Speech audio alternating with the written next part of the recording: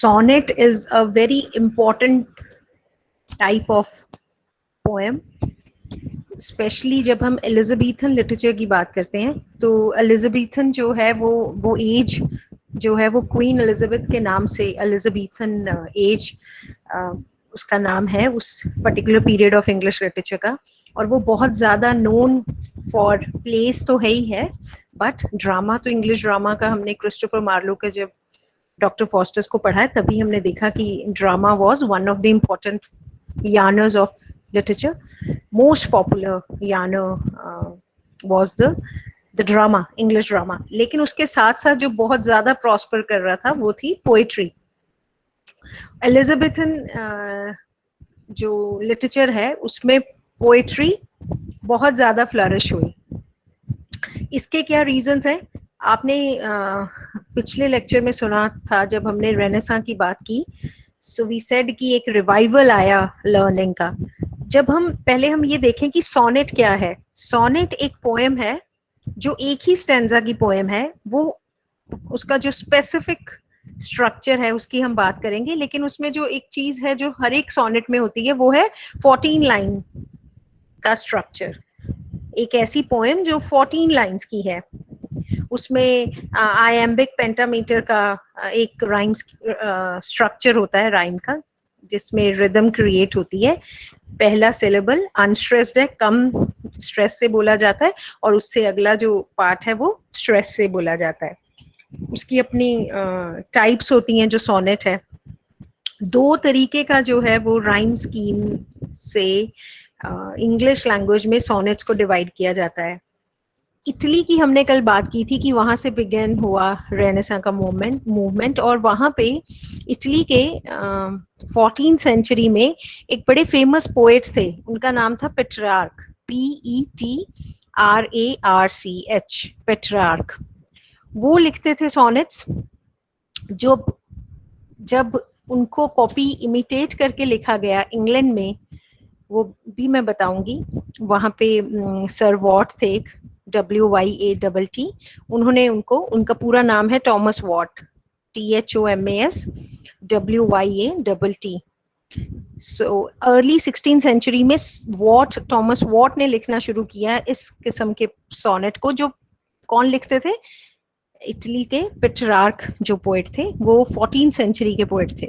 कैसे लिखते थे वो सोनेट अपना? उस सोनेट को जो पेट्रार्क लिखते थे उस टाइप को इटालियन सोनेट कहते थे या पेट्रार्कन सोनेट कहते थे. एडजेक्टिव बन गया था इनके नाम से.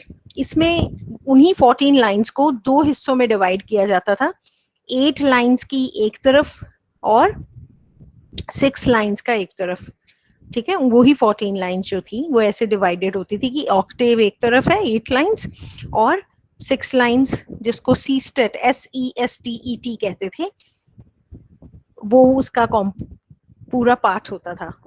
ऐसे डिवाइड होके 8 + 6. इनकी फिर अपनी राइम स्कीम थी कि जो फर्स्ट लाइन है वो 4th लाइन से राइम करती थी, सेकेंड लाइन जो है वो 3rd लाइन से राइम करती थी, ऐसे.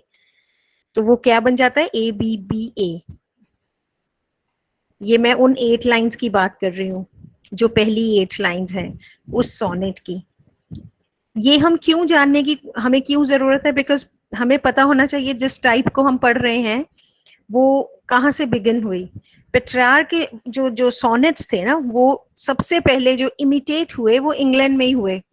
एक तो उनका स्टेंजा का फॉर्म, एक उनके सब्जेक्ट मैटर. बहुत ही ज्यादा कॉमन, मतलब जो बेस था इन सोनेट्स का वो क्या था कि एक लवर है, मेल लवर, उसकी होप्स, उसकी पेन्स को पोर्ट्रे किया जाता था इन सोनेट्स के जरिए.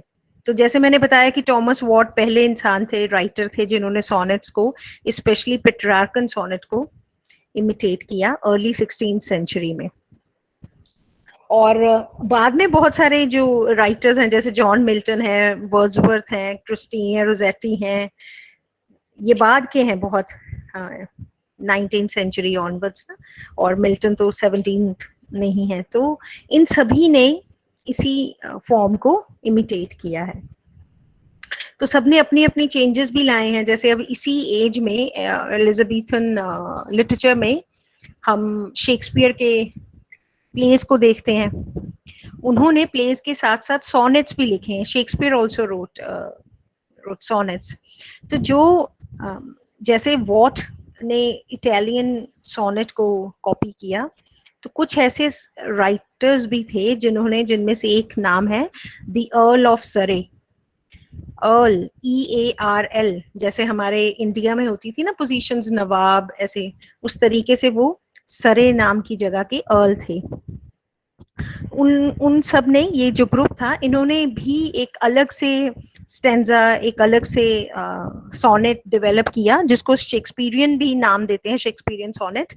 इसमें क्या होता है, इसमें वो ही 14 लाइंस हैं, लेकिन 14 लाइंस को डिवाइड कैसे किया जाता है, 3 हिस्सों में, 3 सेक्शंस में. ये कौन से सेक्शंस हैं? 3 4 लाइंस के, समझ रहे हैं आप? 4 लाइंस के 3 सेक्शंस. उन 4 लाइंस को अंग्रेजी में, जैसे हिंदी में चौपाई कहते हैं, अंग्रेजी में क्वार्टरेन्स कहते हैं. QUATRAINS.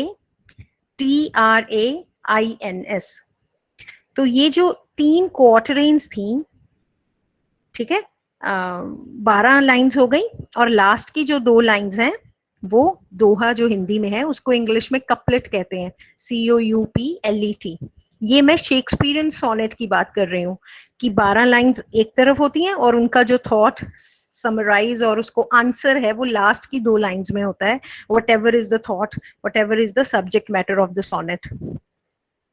तो अब हम एक चीज जो, क्योंकि हम स्पेंसर की सोनेट्स को पढ़ रहे हैं, और स्पेंसर के सोनेट्स में जो एक ट्रेट है, एक फीचर है, वो यही है कि हर एक क्वार्टरेन से मेरा मतलब है हर एक 4 लाइंस का जो सेक्शन है वो ना कनेक्टेड होता है नेक्स्ट क्वार्टरेन से.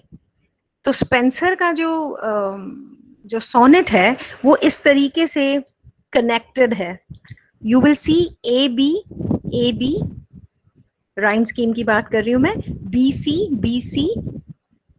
CD, देन लास्ट में EE. This is important. ये आपको कम से कम ये समझ आनी चाहिए कि हम जो पढ़ने वाले हैं सोनेट, क्या उसमें स्ट्रक्चर क्या है. When we see Elizabethan poetry, हम ये जानते हैं कि जब लिटरेचर, इंग्लिश लिटरेचर की बात आती है, तो बहुत सारे जो पीरियड्स हैं वो they are known for so many features, so many genres. Elizabethan age उन्हीं में से एक है. पोएट्री जो थी वो इतनी ज्यादा पॉपुलर हुई इस एज में, और बहुत सारे क्रिटिक्स इस एज को गोल्डन एज मानते हैं इंग्लिश लिटरेचर की. और ये जो एलिजाबेथन लिटरेचर है, इसमें सारे जो मेजर राइटर्स हैं, क्रिस्टोफर मार्लो से शुरू हो गए, Ben Jonson, Edmund Spenser, Philip Sidney, William Shakespeare, है ना. तो ये सब जो राइटर्स हैं, इन्होंने ये जैसे सोनेट्स को एक्सप्लोर किया, ब्लैंक वर्स को एक्सप्लोर किया, है ना, प्लेज, पोएट्री. और हम देख रहे हैं कि जब एलिजाबेथन लिटरेचर की बैकग्राउंड की बात होगी, तो हम थॉमस वॉट और अर्ल ऑफ सरे का जिक्र जरूर करेंगे, because these were the people who brought sonnet into English literature. और आपने ये ध्यान रखना है कि सोनेट ओरिजिन कहाँ हुआ उसका, सोनेट का इटली में, और इंग्लैंड में सर वॉट की कारण वो इंग्लैंड में पॉपुलर हुआ. और जो मेजर फाउंडर हैं, पेट्रार्कन जो सोनेट बना है, उसी को फॉलो किया गया सर वॉट के द्वारा. और बहुत सारी जो हमने देखा कि शेक्सपियर ने अपने अकॉर्डिंग चेंज किया, उसमें अपने कुछ चेंजेस लेके आए, लेकिन हमने अभी जो हमने समझना है अपने यूनिट 1 के लिए स्पेंसर में, तो वो ये राइम स्कीम है जो हम जब पढ़ेंगे तब भी इसको देखेंगे, और हम अपने आंसर में भी स्पेंसर की जो सोनेट्स की राइम स्कीम है, ABAB, BC, CD, EE, इसी को मेंशन भी करेंगे, जरूर लिखेंगे कि इस पोएम का ये राइम स्कीम है. Okay, coming to Edmund Spenser, जो कि एलिजाबेथन एज के, I would say the most prominent, the first, पहली बात तो सबसे पहले एक कमांडिंग फिगर है वो एलिजाबेथन पीरियड के। और जितने भी हम मेजर पोएट्स का जब जिक्र करते हैं इंग्लिश लिटरेचर के, तो शेक्सपियर, स्पेंसर, सिडनी, इन सब में स्पेंसर की एक बहुत स्पेशल प्लेस है। और बहुत सारे क्रिटिक्स उनको पोएट्स पोएट कहते हैं, कवियों के कवि। और जितने ये मैं बता रही थी पहले भी 19th सेंचुरी ऑनवर्ड्स राइटर्स हैं, सबने इनको बहुत ज़्यादा रिस्पेक्ट और यूलोजाइज किया है। इनकी पोइट्री में कुछ चौसर के कंटेम्पररीज जो वो वाली राइटिंग्स है ना, उनके इन्फ्लुएंस दिखते हैं इनकी राइटिंग में। वैसी ही आर्काइक है इनकी लैंग्वेज। और जब इन्होंने he was wooing this lady Elizabeth Boyle, whom he married also, और जितनी उनकी compositions हैं, चाहे एपिथेलेमियन है ना, एमोरेटी है, एमोरेटी के ही कुछ सोनेट्स हमें प्रिस्क्राइब्ड हैं सिलेबस में। बहुत ही वेल वर्स्ड थे ये in literature, learned human being. और जितनी हम जब लर्नेड की बात करते हैं, जैसे हमने क्रिस्टोफर मार्लो को पढ़ा, तब भी हमने कहा कि वो बहुत वेल वर्स्ड थे एंशियंट ग्रीस और रोम हिस्ट्री में। The same was true with Spencer. और कैसे उनकी जो क्लासिकल मिथ्स लिटरेचर, जो पेस्टोरल ट्रेडिशन था ग्रीस रोम का, जो फिलॉसफी थी अरिस्टोटल और प्लेटो की, सब कुछ उनको बहुत अच्छे से इन डेप्थ नॉलेज थी। और the way Spencer gave a new path to not only in his own age but to the coming generation. और हम जब पुराने राइटर्स की बात करते हैं, लाइक होरेस, ओविड, प्लेटो का जिक्र करते हैं, in the same way we see. किसी का माइक ऑन है, इट इज डिस्टर्बिंग मी।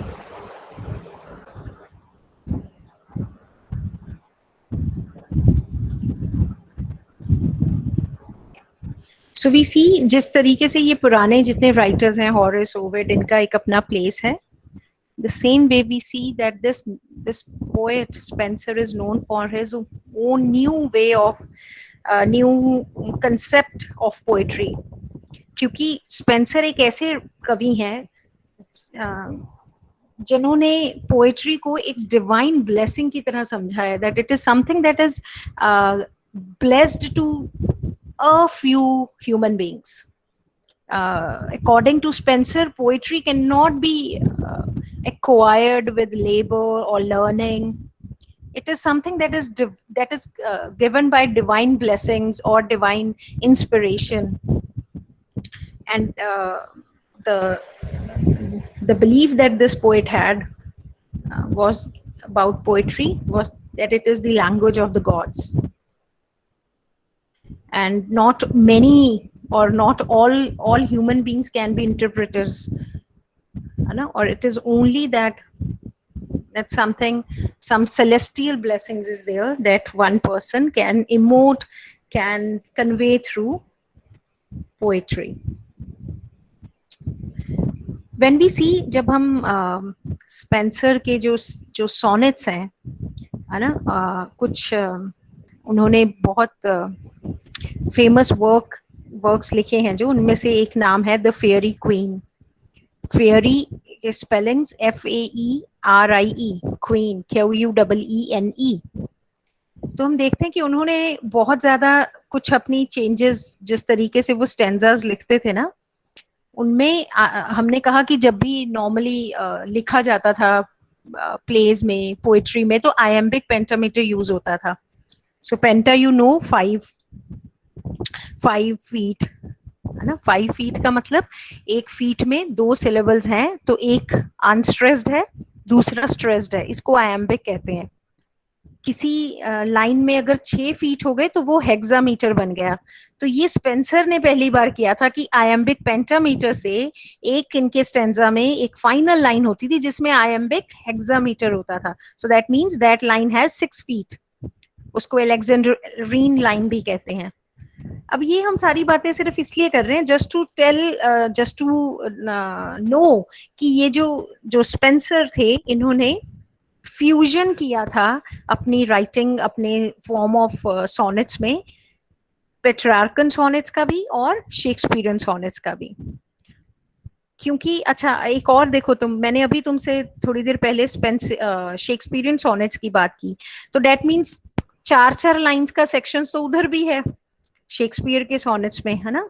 वहां 3 क्वार्टरेन्स हैं, एक कपलेट है, ठीक है। और यहाँ पे हम देख रहे हैं कि जो जो जो शेक्सपियरियन के सोनेट में लास्ट के 2 लाइंस हैं, वहां पे वो कुछ जो इशू चल रहा है पिछले सोनेट की वो 12 लाइंस में, उसका सोल्यूशन होता है, आंसर आता है उसमें। Okay, I'll begin with the sonnet today so that you understand कि जो मैं बात कह रही हूँ उसको हम एग्जाम्पल के साथ देख पाए, ठीक है। हम अभी एक एक सोनेट जो है स्पेंसर का, उसको हम अभी स्टडी कर लेते हैं।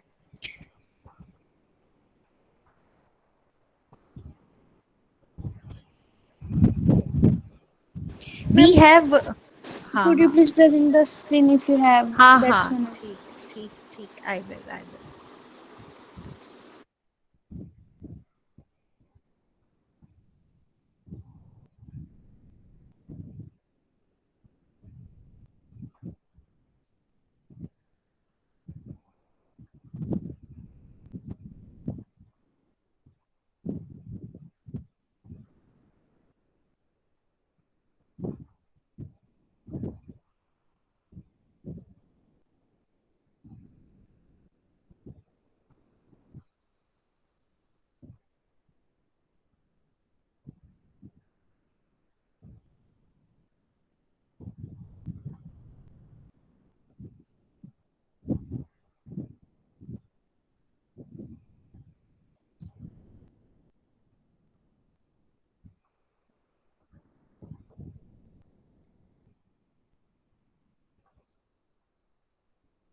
I hope you are able to see.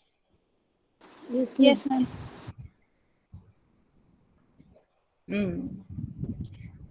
Like as a huntsman, sonnet 65, इनका एक कलेक्शन है, that collection is known as Amoretti।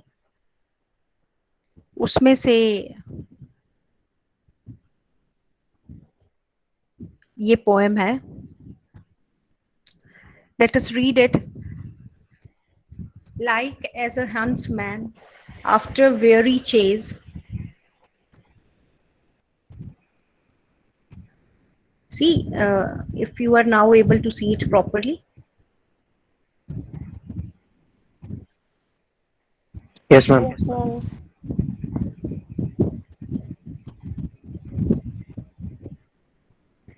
Like as a huntsman after weary chase, seeing the game from him escaped away, sits down to rest him in some shady place, with panting hounds beguiled of their prey.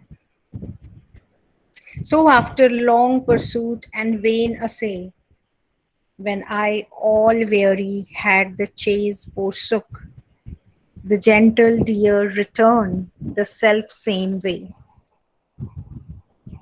thinking to quench her thirst at the next brook. There she beholding me with milder look,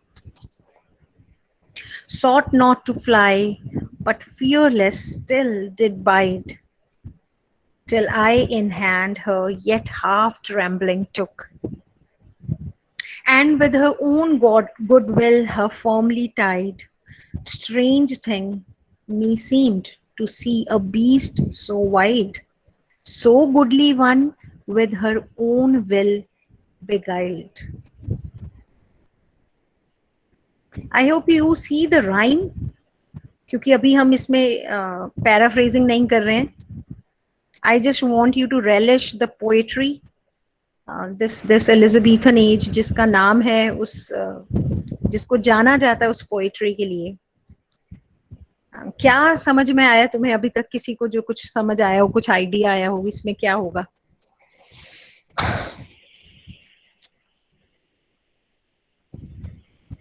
अगर तुमने ध्यान से सुना मुझे, मैंने तुम्हें कहा कि सोनेट्स का ना एक पर्टिकुलर सब्जेक्ट मैटर होता था। क्या होता था? अडोरिंग मेल लवर की होप्स और पेन्स को डिस्क्राइब किया जाता था। पेट्रार्कन सोनेट का ये एक ट्रेट होता था जो हम इस स्पेंसेरियन सोनेट में देख रहे हैं। You see a male lover, और तुम्हें ये भी दिख रहा है प्रोनाउन, देखो यहाँ पे आई।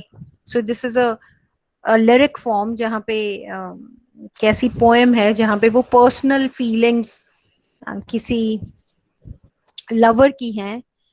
क्यों हमें ये सब दिख रहा है? इमेजरी देखो कैसी है। शिकारी का इमेज है ना? शिकार जो है वो प्रे वर्ड से दिख रहा है। अब और क्या है इमेज, जो इमेजेस हैं, हाउंड्स, वो डॉग्स होते हैं जो हंटिंग के दौरान यूज किए जाते हैं, उनको हाउंड्स कहते हैं। जस्ट सी किसका शिकार कर रहा है? डियर। और देखो जो जो लव गेम है उसको परसूट, वेन असे। एक मिनट और भी तुम्हें दिखाती हूँ मैं।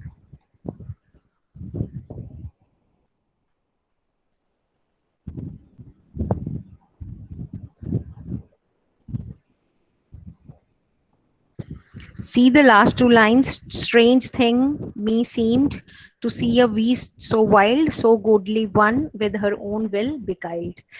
हम जरा इसकी समरी करें इससे पहले I want any one of you recite this, any one from my class. I invite कोई भी तुम में से इसको रिसाइट करे।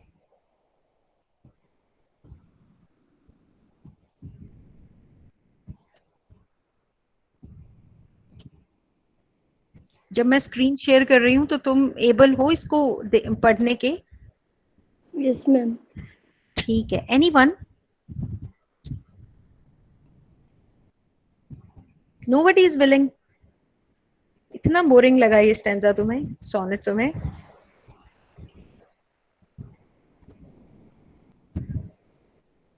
Can I? Okay, but your voice is not audible. It is breaking, cracking.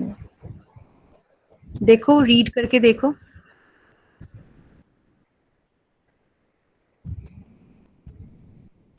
And now am I audible? हाँ हाँ। Like as a huntsman after weary chase, seeing the game from him escaped away, sits down to rest him in some shady place, with panting hounds beguiled of their prey. So after long pursuit and vain essay, when I all weary had the chase forsook, the gentle deer returned the self-same way, thinking to quench her thirst at the next brook. There she beholding me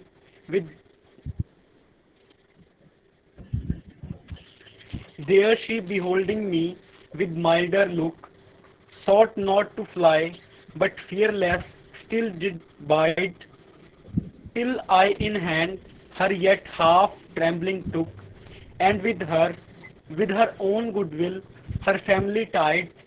Strange thing, me seemed to see a beast so wild, so goodly one, with her own will beguiled. Very good.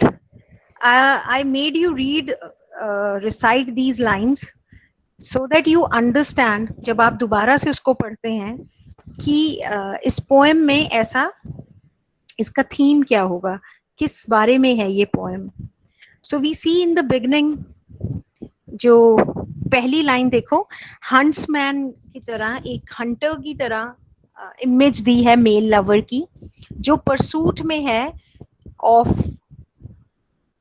Pleasing his beloved, right. ये जो इनकी compositions हैं, specially Spencer की जो ये composition है, एमोरेटी, AMORETTI, ये collection है उन लव सॉनेट्स का। आप अपने आंसर में पहले तो यही बात करेंगे ना, एमोरेटी की बात करेंगे, क्योंकि कलेक्शन है सॉनेट्स का एडमंड स्पेंसर की, उस संग्रह का जो सॉनेट्स का कलेक्शन है उसका नाम एमोरेटी है।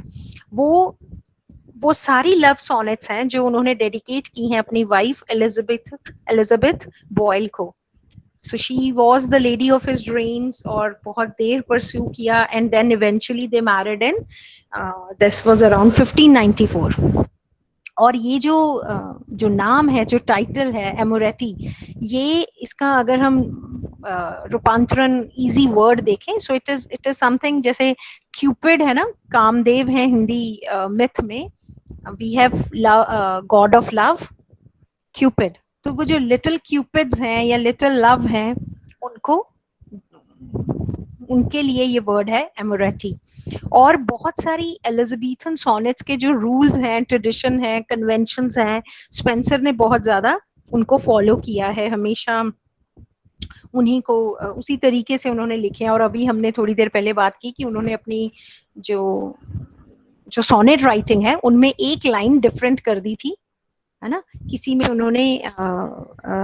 उन्होंने सब्जेक्ट मैटर को चेंज किया। क्योंकि एक चीज मैं तुम्हें बताती हूँ, जब हम एपिक्स को पढ़ते हैं, तुम लोगों ने पढ़े हैं एपिक्स पिछले सेमेस्टर में, एपिक की बिगिनिंग हमेशा इन्वोक करके होती है किसी देवी को, किसी देवता को, है ना। देवियों को लिटरेचर में वी सी जो मिथ्स हैं वो भी मानते हैं कि म्यूजेस होती हैं विद कैपिटल M। बहुत सारी जो गॉडेसेस हैं वो, जैसे कोई आर्ट की है, कोई पोएट्री की, उनके पैटर्न है वो। तो जो एलिजाबेथन सॉनेट्स थे वो इस आइडिया को, म्यूजेस के आइडियाज को हमेशा से उन्होंने एक्नॉलेज किया है। बहुत ज्यादा ग्रीक गॉडेसेस का रेफरेंस भी है जो उनको इंस्पायर करता है, और स्पेंसर उनमें से एक हैं जिन्होंने म्यूजेस को बहुत ज्यादा रिफर किया है अपने सॉनेट्स में। तो जब हम इस सॉनेट पे आते हैं, इसी पर्टिकुलर सॉनेट पे, हम लोगों को अपने आंसर में भी फ्रेम करना ना, तो जो मैं ये सारी बातें कह रही हूँ ये सब आपने इस आंसर में डिस्कस करनी है, क्योंकि आपको या तो कोई सॉनेट आएगा कि इसको क्रिटिकली अप्रिशिएट करो, या आपसे पूछा जाएगा कि critically evaluate Spenser as an Elizabethan sonneteer. Sonnet लिखने वाले को सोनेटियर कहते हैं। तो जो एडमंड स्पेंसर हैं, इनके जो सोनेट्स हैं, हमने अभी बात की कि जैसे शेक्सपियर के सोनेट हैं, वो शेक्सपियरियन सोनेट्स, उनसे थोड़ा सा डिफरेंस है। राइम स्कीम की बात करेंगे हम, और बहुत ज्यादा जो लैंग्वेज जो हम उधर बात कर रहे थे, जब मैंने तुम्हें यूनिट 3 पेपर 5 की बात की पोएम्स की, और मैंने कहा कि आपने ध्यान रखना है फिगर्स ऑफ स्पीच का। एलिजाबेथन लिटरेचर भरा हुआ है फिगर्स ऑफ स्पीच से। आप शेक्सपियर के प्लेस देखिए, उनमें भी जो है एबंडेंस है इस चीज की, मेटाफर्स की, है ना। जो स्पेंसर हैं, इन्होंने अपने सॉनेट्स में बहुत ज्यादा कंपैरिजंस यूज किए हैं। लवर को कभी फ्लावर से, अब यहाँ हम देख रहे हैं सिमिली है, हंट्समैन की तरह, हंटर की तरह कंपेयर किया है।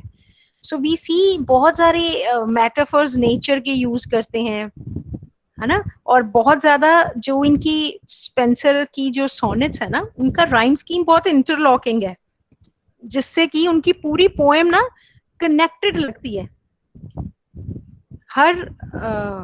हर एक, जब मैं बार बार शेक्सपियर सोनेट की बात इसलिए कर रही हूँ क्योंकि वो भी इतने ही पॉपुलर हैं इस एज में। उन्होंने भी कॉर्ट रेंज में लिखे हैं सोनेट्स। उनका अपना तरीका है मेटाफर्स को प्रेजेंट करने का। उनकी पोएम में कनेक्टिविटी अलग तरीके की है, क्योंकि उनकी पोएम 12 लाइंस की अलग रहती है और 2 लाइंस अलग रहते हैं, ठीक है। और वो जो लास्ट की 2 लाइंस है शेक्सपियर के सोनेट्स में, उनमें वो एक आंसर की तरह होता है। और हम यहाँ पे देख रहे हैं कि जो एमोरेटी है, इसमें भी बहुत ज्यादा सिमिलैरिटी हैं उस लिहाज से, लेकिन जो स्पेंसर हैं यहाँ पे वो एज अ पर्सोना दिखाते हैं. पर्सोना कौन होता है? जो पोएम प्रेजेंट करता है, दैट माना जाता है कि वो पोएट का ही अक्स है. ठीक है, but there is this imagined character in this this sonnet. Okay, जो जो ये वे है जब हम सोनेट्स को यूज करते हैं, तो इसमें दो तरीके हैं. एक तो राइम स्कीम, जो हम अब बहुत डिटेल में बात कर चुके हैं. दूसरी बात होती है थीम्स की. तो आप सबने ये बात अच्छे से मेंशन भी करनी है कि Elizabethan literature, specially sonnets in Elizabethan literature, they are known for the theme of love, the idea of love. इस कलेक्शन में भी हम देखते हैं कि जो सॉनेट्स है ना, उनमें भी लव का जो आइडिया है, may be some pain, frustration of some unreturned love and desire. और फिर बाद में there are some sonnets that talk about the celebration, the happiness of the love between two people, और the celebration of love transforming into divinity. और जो ये जो मैं सारी बातें कह रही हूँ, ये ऐसी नहीं है, क्योंकि एलिजाबेथन जो सॉनेट्स थे, दे वर अबाउट लव, राइट. और बहुत ज्यादा जो थे ये राइटर्स, ये लव के ही एस्पेक्ट्स को रिप्रेजेंट करते थे अपनी राइटिंग्स में. और विमेन का जो रिप्रेजेंटेशन था, हमने चौसर के कैंटरबरी टेल्स के कंटेक्स्ट में भी देखा है ना, कि जो विमेन हैं, क्या देखा था हमने वाइफ ऑफ बाथ की स्टोरी से और उसकी प्रेजेंटेशन से, कि women wanted superiority in a relationship, specially a romantic relationship. वो एक सेंट्रल थीम बन जाता है वाइफ ऑफ बाथ का. सो वी सी यहाँ पे स्पेंसर जो हैं, अपनी उन एमोरेटी, उन सभी कलेक्शन जो उनके पास सॉनेट्स का उन्होंने लिखा है, वहां पे भी वो बात करते हैं कोर्टशिप की और पावर डायनामिक की बात करते हैं. कौन से पावर डायनामिक की? पॉलिटिक्स की नहीं, रिलेशनशिप में पावर डायनामिक, रिलेशनशिप में लवर एंड बिलवेड, उनमें ये संघर्ष रहता है टू डोमिनेट. तो उन्होंने अपनी सॉनेट्स में ब्यूटी को बहुत ज्यादा एक्सप्लोर किया है कि ट्रू ब्यूटी क्या है, इनर ब्यूटी इज इम्पोर्टेंट. और poetry is important because it can immortalise things. I hope you understand बच्चों बाय नाउ कि जो पोएट्री है ना, this is a way of responding to life. Poetry is a way you emote, आप अपनी feelings को व्यक्त करते हैं through poetry, so it becomes more sublime. और स्पेंसर की जब पोएम्स की बात करते हैं तो बहुत कुछ है, लव, ब्यूटी, जैसे हमने अभी कहा, relationships, god, religion, divine love भी है. सो ये सारा जो है you need to have in your mind. फिर हम अब इस सोनेट पे आते हैं. सो आई होप अभी तक तुमने 2 बार इसको पढ़ा है, तो पता चला बिगनिंग में ही, like as a huntsman after weary chase. Weary उस थकान को कहते हैं, टायर्डनेस को कहते हैं, जो परसूट से जो वो फॉलो कर रहा है अपने बिलवेड को, उसके बाद जो थकावट हो गई है, seeing this game from him escaped away, sits down to rest him in some shady place. तो वो थक गया है मेल लवर जो है, after trying to please his beloved. क्या बच्चों तुम इस फर्स्ट लाइन में कुछ देख रहे हो डिफरेंट? मैं इसको रिपीट कर रही हूँ, like as a huntsman after weary chase. कुछ ऐसा अलग दिखा हो तुम्हें इस पहली लाइन में? Ma'am like as. ओके, और वो तो हम बात कर ही चुके हैं, कंपैरिजन है, इमेज है उसमें एक हंटर की, वो तो हो ही गई बात. Anything else? Ma'am archaic language है. Okay, good, very good. और I want all of you to look at the line. कुछ ऐसा अलग नहीं पूछ रही है मैडम, आपके सामने शब्द हैं, पार्ट्स ऑफ स्पीच आप सबको आती है. आप बताओ कहीं पे कुछ अलग दिख रहा हो आपको, कुछ ऐसा एक्सप्रेशन पहली लाइन में? Okay, just see the last two words of the first line, weary chase. अब जो मैंने अभी कहा कि ये sonnet it talks about the situation of a lover, और लवर की सिचुएशन जो है वो हंटर की तरह है जो थक चुका है इस चेज से, और अब उसको ये एहसास हो गया है, समझ आ गई है कि जो उसका वर्ड्स का आप एक्सप्रेशन, चॉइस ऑफ वर्ड्स जिसको डिक्शन कहते हैं, उसको जरा देखिए कि जैसे शिकारी है, उसका शिकार जो है वो क्या है, प्रे, PREY। यहाँ पे वो किसकी बात कर रहे हैं, beloved of the male lover, और वो बिलवेड जो है शी हैज एस्केप्ड अवे। अब वो after being tired he sits down to rest in some shady place, और एक हंट्समैन जो एक हंटर है उसके पास हाउंड्स हैं, उन डॉग्स की मदद से वो शिकार करता है। अब उसके हाउंड्स भी टायर्ड हैं, पेंटिंग हैं। पेंटिंग क्या करना होता है, लंबे लंबे सांस आने, जब थक जाता है एक इंसान तो पेंट करता है। Now you see the language of this, the metaphoric language. पहले तो जो बात मैं आपसे पूछना चाहती थी वो ये पूछना चाहती थी कि चेज, इस फर्स्ट लाइन में chase is a noun, very is an adjective. अब देखो यहाँ पे चेज, अब अगर कोई तुमसे कहे स्लीपलेस नाइट, रात तो स्लीपलेस नहीं है ना, एक इंसान स्लीपलेस हो सकता है, लेकिन हम उसको कैसे बोलते हैं, sleepless nights. So what I am trying to say, इसको फिगर ऑफ स्पीच में एपिथेट, ट्रांसफर्ड एपिथेट कहते हैं। मैं रिपीट कर रही हूँ, EPITHET, एपिथेट। एपिथेट क्या होता है, एडजेक्टिव्स या एडजेक्टिव जो फ्रेज या वर्ड्स जो एडजेक्टिव का काम करते हैं वो ट्रांसफर कर देते हैं। ट्रांसफर मतलब थका कौन हुआ है, टायर्ड तो हंटर है, लेकिन यहाँ पे वो किसको बोला जा रहा है, उस चेज को, उस परसूट को जिसमें हंटर खुद को अब टायर्ड फील कर रहा है।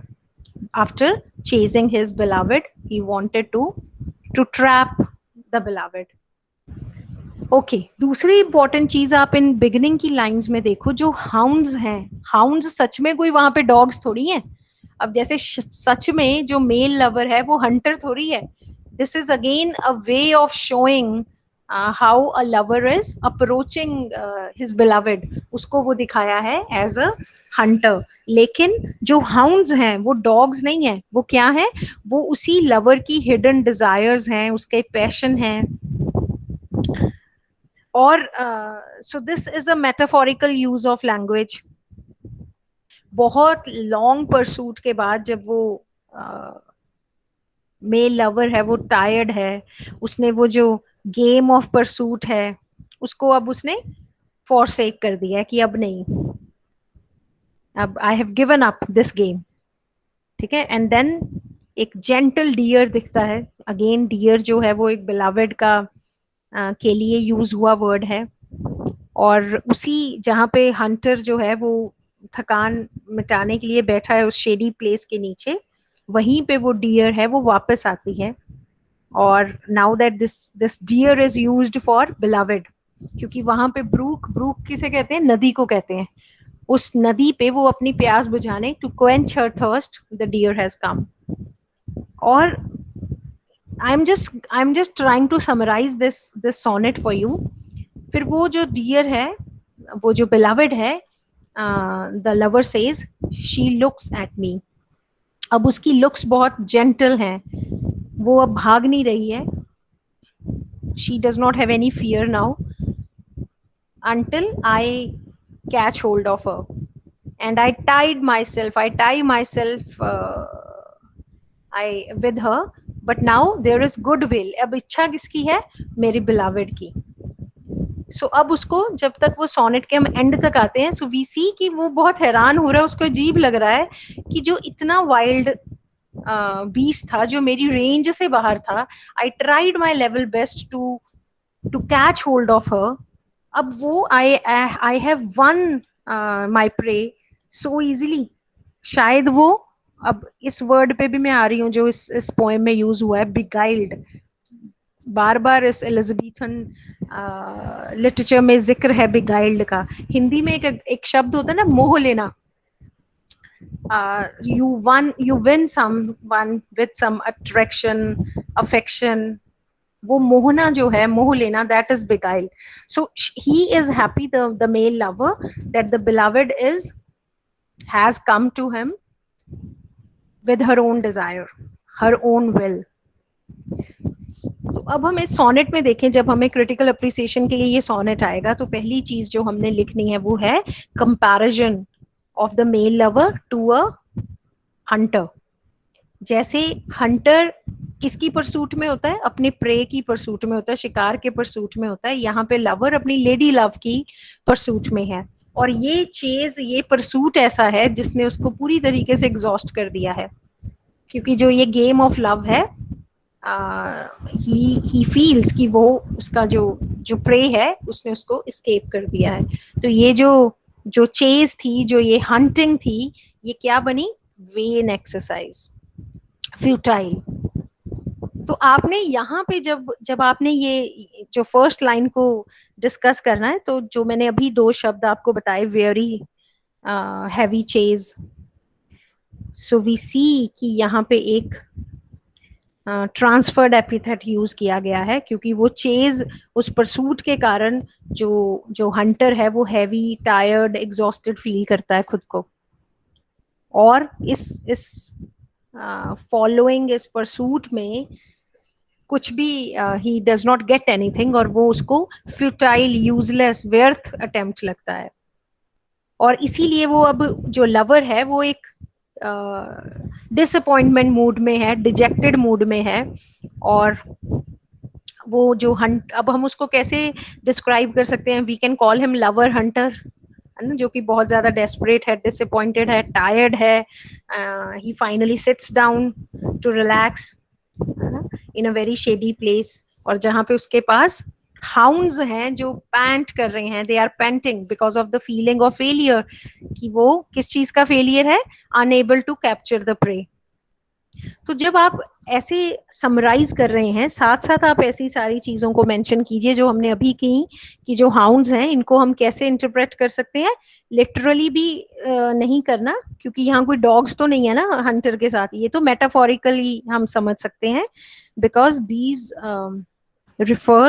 these hounds mean the desires, the thoughts, the strategies of the lover to trap the beloved. ensnare भी होता है, किसी को मोह लेना, किसी को वू करना, है ना. और ये जो लवर है वो इस परसूट में है. Now we see that this shows कि जो परसूट है कोई वो बहुत शॉर्ट टाइम का तो नहीं है. So it is a matter of a considerable duration. और सारे उसके attempts अब तक till now they are futile, they are of no avail. और it seems that his beloved is proud. ये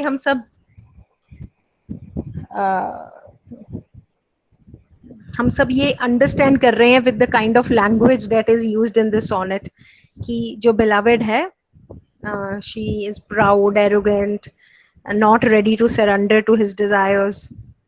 और इसीलिए जो लवर है उसने इस गेम को गिव अप करने का सोच लिया है, दिस गेम ऑफ चेजिंग, क्योंकि उसने देख लिया है कि, आपने देखा होगा एक वर्ड यूज हुआ है यहाँ पे, असे, ASSAY. सो असे हियर मीन्स एफर्ट.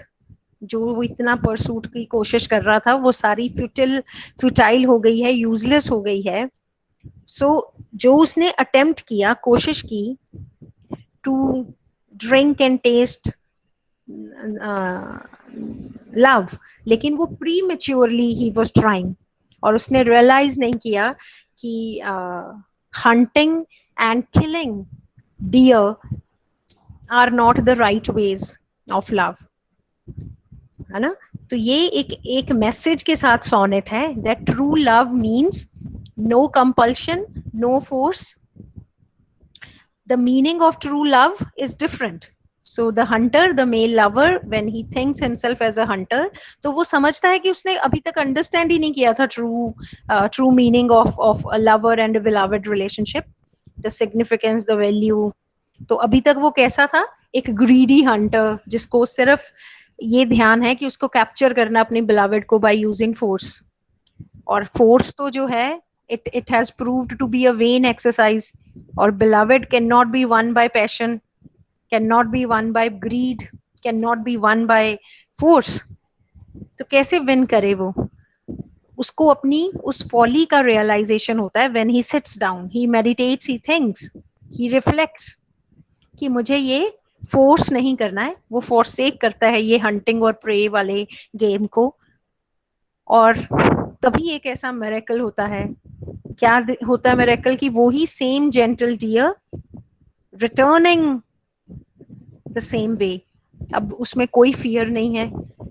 और there is the search of the next brook, जहाँ पे वो डियर अपनी थर्स्ट को बुझा सकती है. और अब ये जो थर्स्ट है, it has the again metaphorical sense that she is also in a search of love. और अच्छा, एक और चीज है जो वाटर का डिस्क्रिप्शन होता है ना, water is equal to the piousness, the holiness.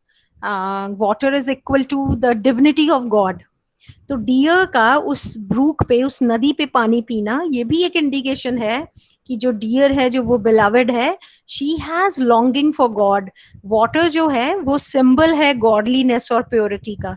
तो इसको भी हम समझ सकते हैं. इसको हम ऐसे इंटरप्रेट कर सकते हैं कि लव जो होता है, love is not only about, जो मैं मोह की बात कर रही थी, अट्रैक्शन, वो नहीं है ना. It is beyond that.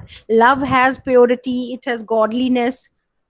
तो जब lover in the beginning he forgot this idea and he just tried to chase his beloved. और वो क्विक रिस्पॉन्सेस चाहता था अपने beloved से. बट वी सी कि जो beloved का मूड है, इट अंडरगोज अ चेंज. जब उसको, पोएट को, अपनी फुलिशनेस रियलाइज होती है, उसी टाइम पे ये चेंज होता है. And now when she returns, she is a gentle, forgiving, loving. जैसे वो क्राइस्ट का फिगर, हमें पता है क्राइस्ट का figure is so full of forgiveness and love. So there is no feeling of hatred in the deer now. There is no sign of fear in deer now. And the lover holds the trembling hand of his beloved. और वो बहुत gently surrender करती है, yield करती है. So when we see कि जब Spencer का जो यहाँ पे पोर्ट्रेयल है, जैसे हम बार बार यहाँ क्राइस्ट की गॉडलीनेस और फॉरगिवनेस की बात कर रहे हैं, क्योंकि क्राइस्ट एक ऐसी फिगर है जिन्होंने हमेशा फॉरगिविंग का लेसन दिया है, जिन्होंने हमेशा सेल्फलेस लव की बात की है. So in the same way, this dear, this beloved also surrenders to the lover. So this is the portrayal of love, जहाँ पे lovers जो हैं वो dedication से, love को dedication से दिखाया जा रहा है. तो ये जो क्रिश्चियन वैल्यूज है ना, जो मैं कल भी लेक्चर में बात कर रही थी, क्रिश्चियन वैल्यूज बहुत इंपॉर्टेंट फंडामेंटल बेस होता था लोगों की सोच का. कौन सी क्रिश्चियन वैल्यूज? सेल्फ रियलाइजेशन, कुछ गलत हुआ है तो रिपेंटेंस. उसके बाद और वैल्यूज क्या थी? Patience, Perseverance. ये हमेशा रिवॉर्ड होती हैं, वन पॉइंट और द अदर. लव पॉइंट्स में, सोनेट्स में भी इनको ऐसे ही दिखाया गया है कि जब बिलवेड सरेंडर करती है, so the male lover thinks कि it is the blessing of the God that is given through this acceptance, that the male lover is happy for the return of the beloved. तो उसको लगता है कि जैसे एक पेशेंस से उसने वेट किया, और वो उसका जो एक मिरेकुलस चेंज आया उस beloved में, तो उसको ये सब किसके परिणाम स्वरूप मिला? Because he repented in the beginning, कि इसने बहुत हेस्टी और फुलिश एक्शन किया, और जो बिलवेड है उसने उसी टाइम पे सब कुछ फॉरसेक, पहले तो फॉरसेक कर दिया था, फिर वो उसको फॉरगिव करती है और सरेंडर करती है. एक चीज और बताऊं मैं आप लोगों को, कि जब आप कोई भी आंसर अटेम्प्ट करते हैं, स्पेशली इन लिटरेचर, आपने देखा होगा, मैं अभी थोड़ी देर पहले बिलवेड की बात कर रही थी और उसी टाइम पे मैंने क्राइस्ट की फिगर की बात की. There are many ways of understanding a literary work. You can understand कि जब you can look at this sonnet in this way also. कि जब जो चर्च है, जो क्रिश्चियनिटी है, that also talks about patience. जो जो आइडियाज, जो रिलीजन की थीम्स होती है ना, ये सब इंटरकनेक्टेड है। एलिजाबेथन लिटरेचर में तो बहुत ज्यादा इंटरकनेक्टेड है। ठीक है, तो हम इसको इस सेंस में भी समझ सकते हैं कि जब लवर रिपेंट करता है और उसी टाइम पे जो बिलावेड है, जो एक आपको मैंने शायद हमने कभी जिक्र ना किया हो, कोर्टशिप एक आइडिया है जो इंग्लिश लिटरेचर में चौसर के बाद के टाइम में रिप्रेजेंट किया जाता है, जहां पे लवर जो है वो बिलावेड को एक गॉडेस की तरह अडोर करता है, राइट। और हमेशा से इस सोनेट में भी हम देखते हैं और बहुत सारे एलिजाबेथन सोनेट्स में भी देखते हैं कि लवर जो है वो अपनी बिलावेड को एक गॉडेस, एक गॉडली फिगर की तरह देखता है। That is also another way to look at this sonnet. आपके सबके पास टेक्स्ट है इस सोनेट का, इसको पढ़ लेना आज दोबारा, सो दैट जो मैंने बातें की हैं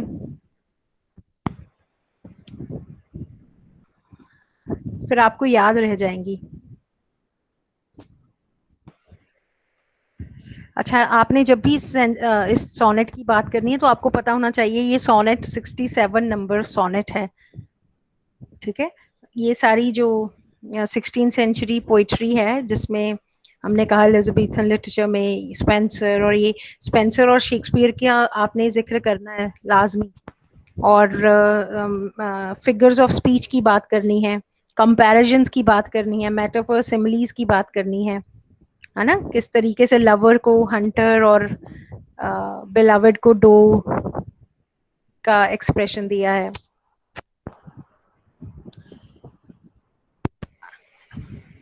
एंड यू सी कि ये जो सोनेट्स होते हैं ये एक तरीके से मैसेज होते हैं। जैसे मैंने कहा ज्यादातर सोनेट्स लव सोनेट्स हैं, तो एक मैसेज है अपने रीडर्स के लिए कि one should understand the true meaning of love, है ना। Aggressive pursuit is not the right way of approaching the beloved. अच्छा, ये तो before I and my today's lecture, आपको एमोरेटी के स्पेलिंग्स AMORETTI अच्छे से लर्न होने चाहिए। टोटल 85 सोनेट्स हैं ये, और ये कलेक्शन उन्होंने अपनी उस कोर्टशिप जो उनकी एलिजाबेथ बॉयल, इनको भी आपने मेंशन करना है, एलिजाबेथ बॉयल BOYLE, उनको डेडिकेटेड हैं ये सोनेट्स। 67 सोनेट जो हमें प्रिस्क्राइब्ड है ये उन्हीं 85 सोनेट्स में से एक है। ठीक है, उसके बाद और क्या आप बता सकते हो इसमें?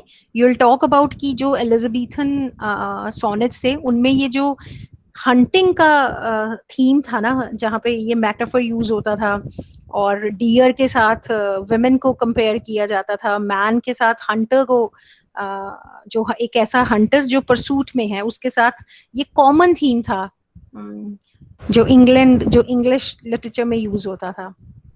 ठीक है, और बहुत जो ये पर्टिकुलर ये सोनेट जो है जो हमने अभी पढ़ा, ये पेट्रियार्क के सोनेट से ही इंस्पायर्ड है। So I think this is enough that you can